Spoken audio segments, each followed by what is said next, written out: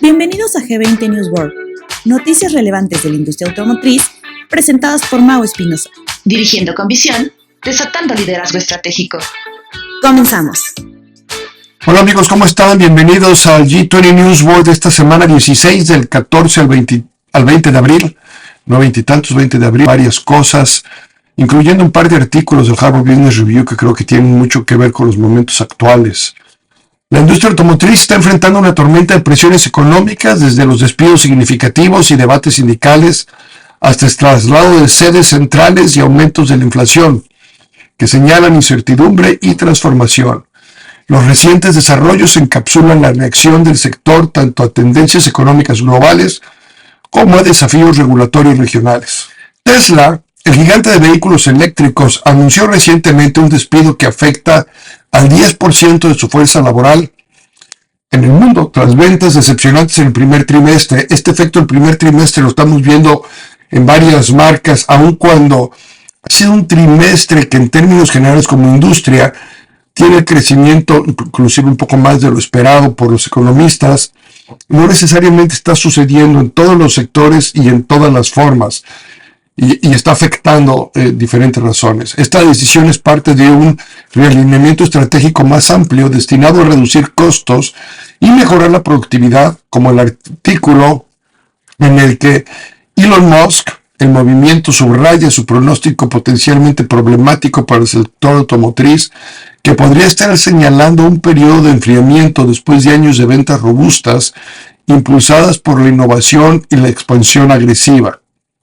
En un cambio corporativo notable, General Motors ha declarado planes para trasladar su sede desde el ícono Renaissance Center, que ha sido su hogar por casi más de 3 décadas, al nuevo edificio del Huntsville, Detroit, el próximo año. Si bien es cierto las instalaciones tan preciosas, es un cambio estratégico y tiene que ver con varios elementos. Este movimiento está planeado en conjunto con un proyecto de rejuvenecimiento para las instalaciones, señalando una perspectiva corporativa fresca en medio de tiempos cambiantes. Paralelamente, la industria enfrenta una batalla contenciosa sobre la sindicalización. Gobernadores de 6 estados del sur acá en Estados Unidos han desalentado públicamente las actividades sindicales, coincidiendo con una votación crítica, por ejemplo, en la planta de Volkswagen en Tennessee, sobre unirse a los trabajadores automotrices unidos o el sindicato que es la UAW. Esta postura antisindical de líderes políticos destaca una divergencia regional en estrategias laborales, mientras las compañías y trabajadores navegan en la compleja interacción de la seguridad laboral y flexibilidad corporativa. Y este es un efecto que estamos viendo no nada más en Estados Unidos, en diferentes partes del mundo, estas posturas en las cuales definitivamente por un lado benefician al empresario, por otra perjudican al empleado, en otras benefician al empleado, perjudican al empleador. No encontramos ese balance ideal que debería de existir, y es una guerra donde esperemos que pronto podamos empezar a ver una convergencia más entre ambas partes, que al final del camino es lo que creo que termina beneficiando a todas las partes. Sin embargo, con las presiones económicas que existen, el panorama económico es igualmente desafiante. En Estados Unidos ha registrado su tasa de inflación más alta desde el pasado mes de septiembre, con un índice en precios del consumidor marcado por un aumento continuo. Esta inflación se siente agudamente en el sector automotriz, con costos crecientes para combustibles de motor, mantenimiento, reparaciones, seguros, y aunque los precios de vehículos nuevos y usados están viendo un ligero declive debido a niveles de aumentos en el inventario, la parte de los seguros por sí mismo sí está teniendo efectos importantes. En fin, hay otros costos que van adicionados a la venta de unidades que el cliente está tomando mucho en consideración, y entre ellos la tasa de interés. La accesibilidad al crédito automotriz mostró señales mixtas en marzo. Mientras que hubo una general relajación en las condiciones de crédito, siguen existiendo desafíos significativos debido a los márgenes de rendimientos y términos de préstamos más cortos, complicando las decisiones de compra de los consumidores. Las morosidades han disminuido, pero los incumplimientos han aumentado. particularmente entre todo lo que es el subprime en Estados Unidos, indicando un paisaje riesgoso tanto para prestamistas como para prestatarios. Esta parte del subprime vamos a encontrar que en la parte de seminuevos está teniendo otro tipo de efectos. El sentimiento del consumidor, la confianza del consumidor en el mercado automotriz ha deteriorado, impactada por las altas expectativas de inflación y vistas desfavorables sobre los precios de los vehículos y las tasas de interés. A pesar de una mejora general de sentimiento desde el año pasado, la perspectiva sigue siendo cautelosa mientras los posibles compradores evalúan sus capacidades financieras.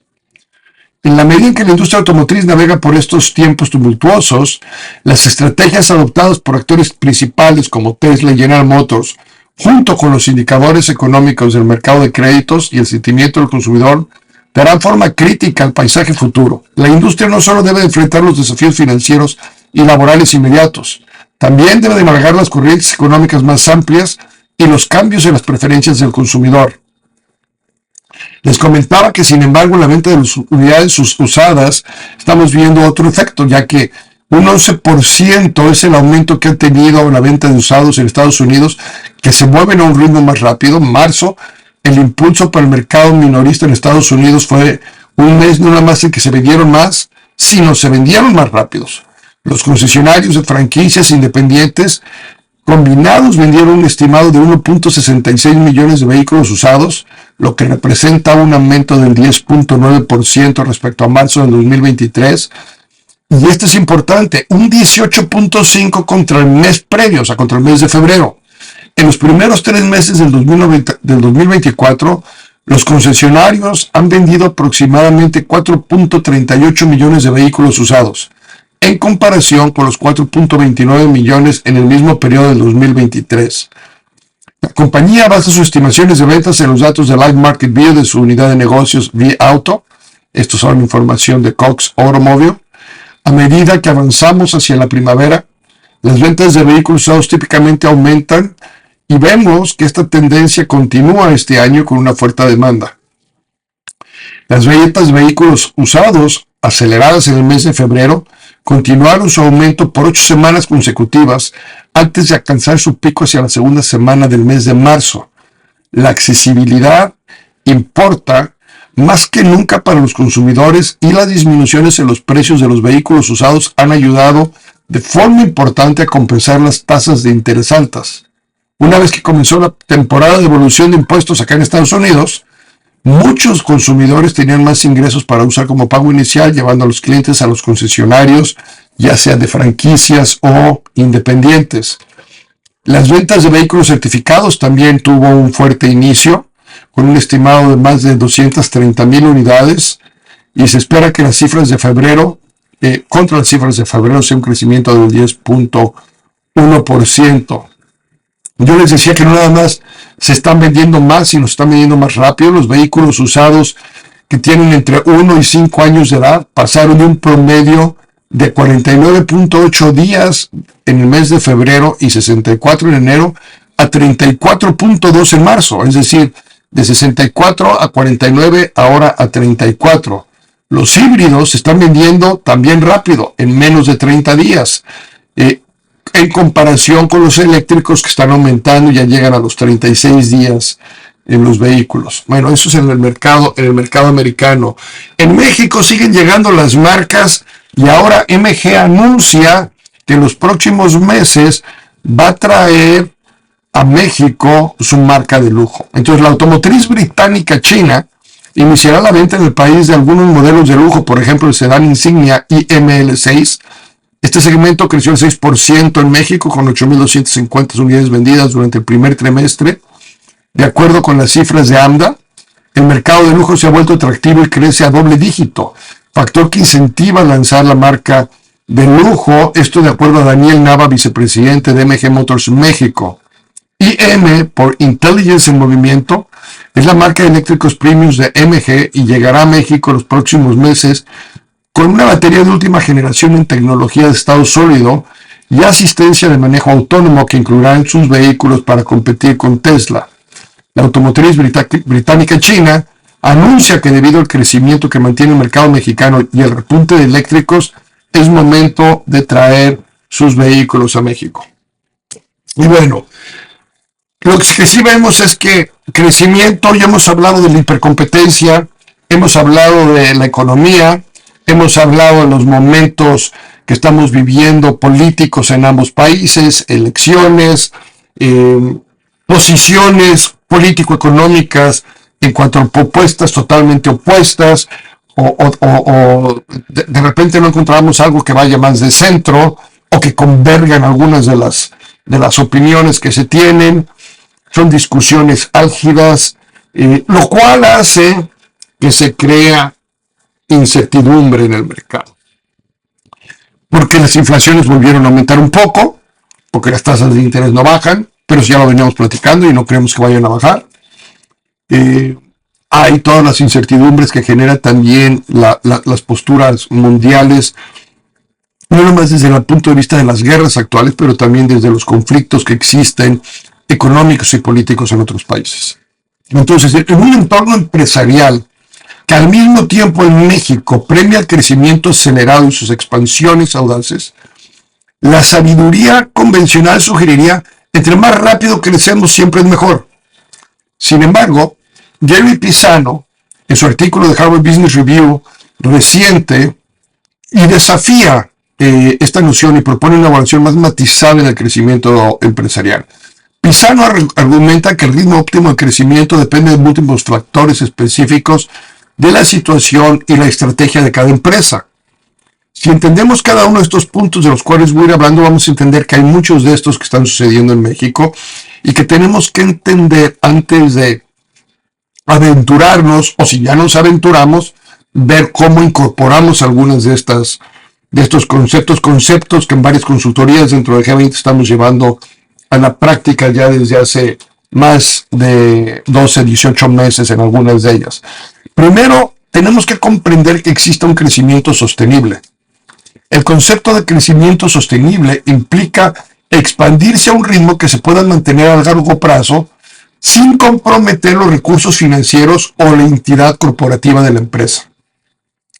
Este primer punto, en algunas de las grupos automotrices de las agencias en las que estamos trabajando, se ha vuelto fundamental en este momento para poder detener otro tipo de iniciativas para asegurarnos el compromiso de nuestros recursos financieros, el compromiso de nuestros flujos para poder mantener estos crecimientos.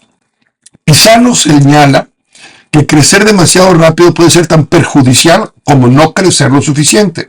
Ojo, este equilibrio requiere entender profundamente las capacidades operativas y estratégicas de la empresa. Entonces, sí hay que crecer, pero no podemos crecer ni muy rápido ni muy despacio.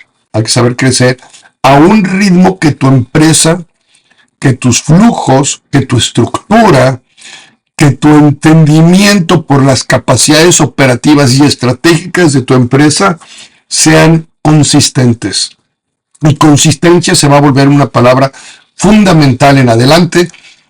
Hay muchos empresarios que no terminan de generar un cambio cuando ya quieren generar otro por esa desesperación de tiempos y de resultados. Y eso nos lleva a entender las capacidades y limitaciones internas. Una de las primeras consideraciones es la capacidad operativa de la empresa, la infraestructura existente, los sistemas de gestión, el capital humano determina cuánto crecimiento puede absorber la organización sin generar estrés innecesario. Esto lo platicábamos ahora recientemente en un G20 que tuvimos en Houston.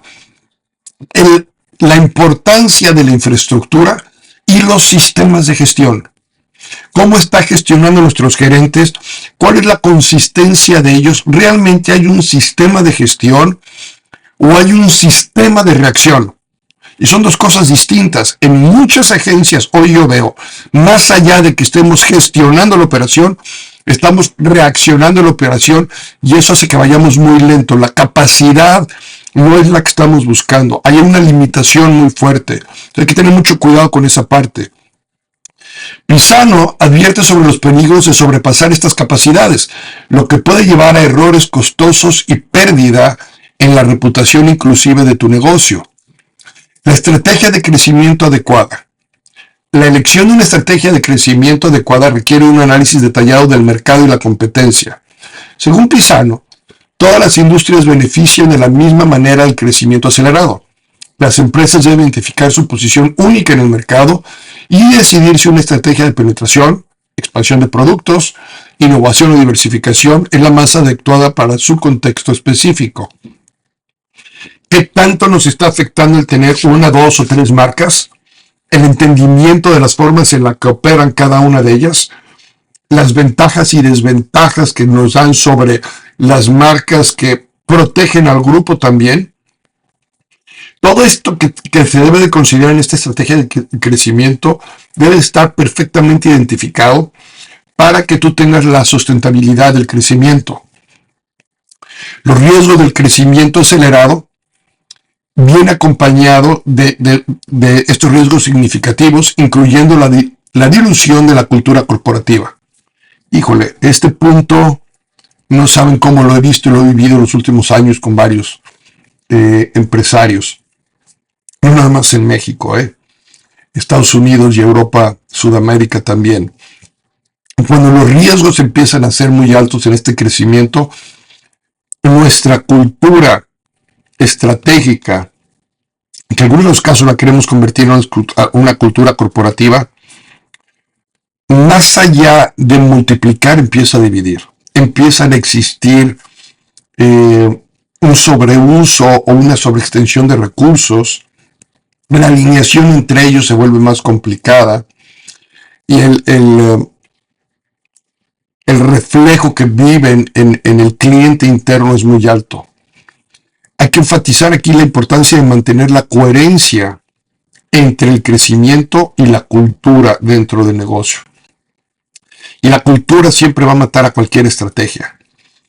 Si tenemos que priorizar siempre algo es tu cultura, porque la gente, la forma en la que se siente, la forma en la que entiende, la forma en la que visualiza, la forma en la que gestiona, controla, es lo que hace que los dé resultados. Las empresas que escalan demasiado rápido pueden perder lo que las hizo exitosas en el primer lugar. Esta rapidez, esta falta de comunicación, esta falta de controles, hace que el crecimiento empiece a afectarles de forma importante. En cuanto a medidas de crecimiento, Pisano también discute la importancia de las métricas adecuadas para medir el crecimiento. Y este es otro tema fundamental, porque si bien es cierto, en las agencias mantenemos una serie de KPIs operativos, financieros, que nos hablan de cada uno de los negocios, nos falla en algunos casos medir o tener estos KPIs que nos aseguren hacia adelante el éxito sustentable. Uno de ellos es tu flujo de efectivo. Cuando empezaron los crecimientos, evidentemente, exceso de flujos, eran años donde se estaba generando y hoy empezamos a contraer, empezamos a ver que esta hipercompetencia nos empieza a afectar en los márgenes de una u otra forma. Este exceso, sobre todo en México, del tipo de cambio que traen algunas de las marcas, hace que puedan ser más agresivos en sus precios, pero esto viene en consecuencia también del distribuidor. Tenemos las tasas de interés altas, no nomás es el cliente, hacia el plan piso. Los crecimientos nos han hecho tomar también líneas de crédito, de capital de trabajo o hipotecarios para poder hacer frente a estos crecimientos, ya sea a través de una compraventa o de las inversiones que se tienen que realizar. Y todo esto, si no tenemos los indicadores claros de medición, hará que el riesgo crezca. Más allá de los ingresos y beneficios, hay que mirar indicadores como la satisfacción del cliente también, retención de empleados, salud en la cadena de suministro. Es algo que, una vez más, marcas nuevas, sobre todo el año pasado, empezaron a tener muchos problemas de surtimiento de unidades y ahí vemos el resultado en algunas de ellas, ¿no? En conclusión, el artículo de Pisano, el cual los invito a que lo busquen y lo lean, está en el Harvard Business Review de marzo y abril del 2024, plantea que el crecimiento óptimo no es necesariamente el más rápido, sino el que una empresa pueda sostener con eficacia mientras mantiene su integridad operativa y estratégica. En un enfoque equilibrado no solo asegura la viabilidad a largo plazo de la empresa, sino que también preserva la identidad de sus valores y fundamentalmente el mercado competitivo y cambiante. El verdadero desafío para los líderes empresariales entonces no es cuán rápido pueden crecer, sino cuán bien pueden gestionar el crecimiento para fomentar una evolución saludable y sostenible. Y entonces eso nos lleva a pensar que en esta época de volatilidad, triunfar no es algo tan sencillo. Y entonces, en este mundo caracterizado por la incertidumbre económica, la volatilidad del mercado, todos estamos enfrentando desafíos sin precedentes que requieren enfoques más innovadores y adaptativos para el éxito. La primera tarea para cualquier empresa es comprender la naturaleza y las fuentes de la volatilidad en su entorno. Esta volatilidad no solo proviene de las fluctuaciones económicas, también se deriva de cambios tecnológicos rápidos, dinámicas geopolíticas, factores sociales que influyen en los mercados globales, regionales, los de tu misma área, la tecnología, el uso de la misma, que también están reaccionando nuestra gente.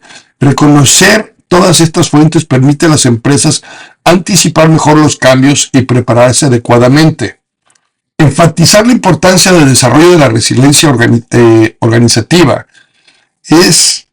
no es solo limitante a la fortaleza financiera, sino también incluye una flexibilidad operativa y estratégica para adaptarse rápidamente a nuevas condiciones. Las empresas resilientes son aquellas que pueden pivotar sus modelos de negocio más rápido, adaptarse ya sea a las cadenas de suministro o económicas, modificar sus estrategias en respuesta a los cambios. Una de las cosas que platicábamos también recientemente en otro G20 es la importancia hoy en día de adicional tener nuestros gerentes operativos, tener gente de inteligencia operativa que nos haga precisamente cubrir esta parte de la resiliencia. Estudiar, analizar, reaccionar. Estudiar, analizar, reaccionar. Hay mucha información que se tiene que estar generando para las plantas que en algunas agencias, por el tamaño que son, no da tiempo al gerente operativo a hacer todo eso. Ya o opera o genera inteligencia, genera reportes y tenemos que tomar decisiones ahí. Regresando al artículo anterior del que platicábamos, las estructuras son fundamentales, sobre todo en este momento en el que hay que estar preparando la resiliencia. La diversificación es otra estrategia clave en tiempos de volatilidad, no solo en términos de productos o servicios, también en los mercados geográficos que tenemos, nuestras bases de cliente, es decir, nos quedamos en nuestro PMA, cambiamos de PMA, nuestras bases de cliente, cambiamos de tipo de cliente, cambiamos a una marca más de nicho, una marca más de lujo, o cambiamos a una marca más de volumen, un volumen que complemente, no necesariamente que compita. La diversificación puede ayudar a mitigar riesgos y aprovechar nuevas oportunidades que emergen de las fluctuaciones de mercado. Además, la adaptabilidad debe de ser incorporada no solo en la estrategia y operaciones de la empresa, sino también en tu cultura organizacional, como venimos diciéndolo. La innovación no puede dejar de seguir, tiene que continuar. Innovar constantemente es esencial para tenerse y mantenerse relevante en un mercado volátil. Esto implica no solo innovación en productos o tecnologías, sino también en procesos y modelos de negocio. Si seguimos haciendo lo que las plantas nos dicen, como las plantas nos dicen, vamos a seguir caminando al ritmo que las plantas quieren. Si necesitamos caminar más rápido, tenemos que desafiar y tenemos que hacer más de lo que nos piden. Esto es voltear a ver nuestros procesos y nuestros modelos de negocio que deben de tener una función integral dentro de la empresa con recursos dedicados a explorar continuamente nuevas ideas y enfoques. Es muy notorio, es muy claro ver que en muchas agencias, en muchos negocios en México, Estados Unidos, Europa, como les había dicho, seguimos viendo lo mismo. La parte cómoda es seguir los consejos y todo lo que nos dice planta tal cual. Y sí es cierto, tenemos que hacerlo, pero eso debería ser la base de todo lo que queremos hacer adicional. Y eso implica tener estructuras distintas. Entonces, tengo que entrar a esta inteligencia y agilidad analítica, la capacidad de analizar datos rápidamente, extraer insight para generar acciones más cruciales. Las empresas deben invertir en estas capacidades analíticas avanzadas para interpretar toda esta complejidad de señales que nos mandan el mercado, que nos manda la hipercompetencia, que nos mandan los clientes nuevos, que nos mandan las generaciones nuevas. Y todo esto tiene que ser cada vez más rápido. Una vez más, nuestra estructura de inteligencia, más allá de ser exclusiva de un modelo de business intelligence, debe ser creada por un departamento que realmente hoy se convierta de ese departamento administrativo que solía nada más gestionar la administración y los recursos, a un departamento más de inteligencia de negocio que nos ayude en esta agilidad en toma de decisiones basadas en análisis de datos sólidos y puede proporcionarnos una ventaja competitiva significativa. Triunfar en esta era volátil exige más que simplemente resistir los golpes, requiere una reevaluación profunda de cómo opera tu negocio, cómo se posiciona en el mercado, cómo tus gerentes gestionan, cuál es el sistema de liderazgo que se tiene, ofrecer un llamado a la acción constante para que las empresas no solo sobrevivan, sino prosperen y se adapten a las incertidumbres lo más rápido posible con tácticas inclusive semanales que vemos en algunos grupos que hoy en día nos está dando excelente resultado. Muchas gracias, espero que este podcast, como todos los otros, esté cumpliendo con tus expectativas. Una vez más, si te gusta, comparte y nos vemos la próxima semana. No te pierdas el próximo episodio de G20 News World, todos los lunes.